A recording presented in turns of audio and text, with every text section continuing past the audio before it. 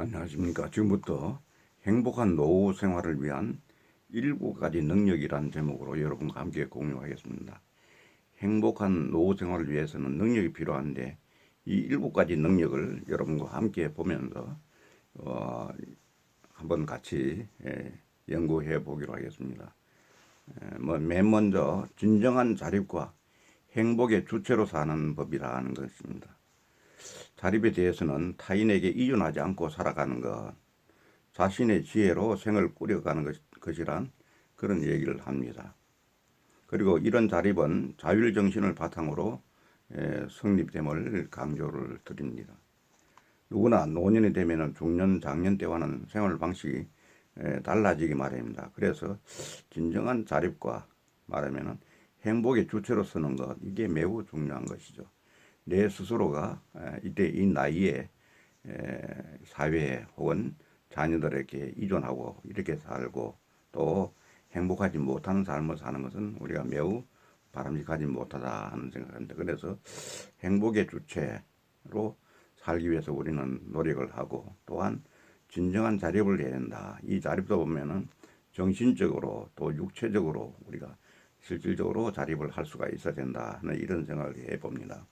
우리가 그러려고 그러면은 우리가 또 이 노화를 생각해서 노화가 되고 또 진전됨에 따라서 이런 부분들에 대해서 사전에 충분히 준비를 하고 우리가 해 나가야 되겠다 하는 생각을 합니다. 두 번째는 죽을 때까지 일하면서 하는 법을 배워야 된다. 그게 능력이다.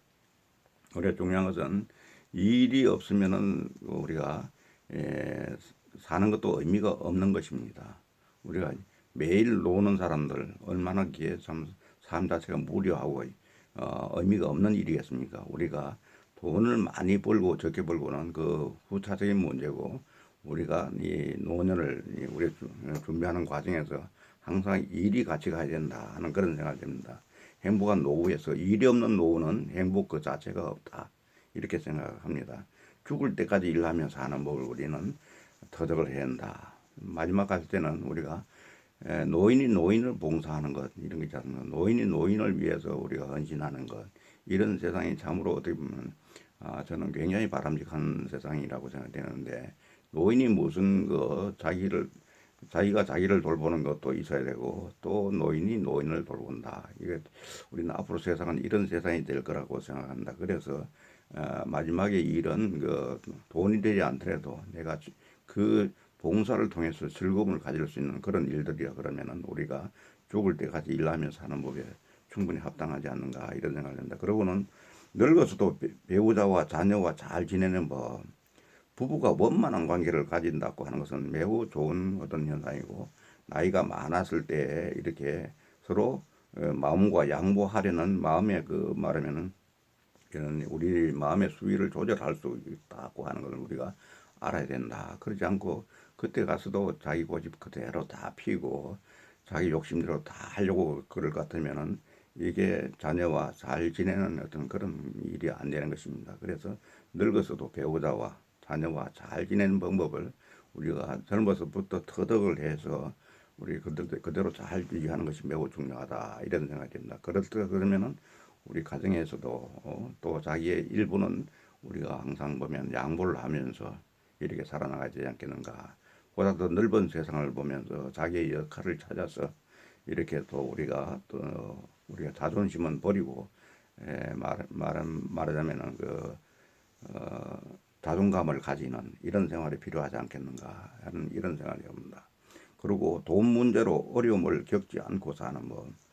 그래서 이런 부분이 사실 보면은 준비가 덜 된 사람들은 굉장히 문제가 있을 수 있는데 인생에 있어서 금전 문제는 아주 낮은 차원의 이야기라고 하지만은 이럴수록 단순하고 명쾌한 자기만의 어떤 룰을 만들어 지켜나가는 것이 필요하다고 이렇게 이야기할 수 있겠습니다. 그래서 보험이라든지 이런 거, 그 다음에 여유 자금을 어떻게 모아 나갈 것인가 이런 것들을 지혜롭게 잘 설계해서 또 젊을 때 설계했다면 한 번 더 재설계하는 이런 것도 필요하지 않겠는가. 전문가의 도움이 필요하다. 이런 저는 그렇게 생각하고 실천하고 있습니다. 그러고는 고독과 사귀며 인생을 즐겁게 지내는 법을 알아야 한다.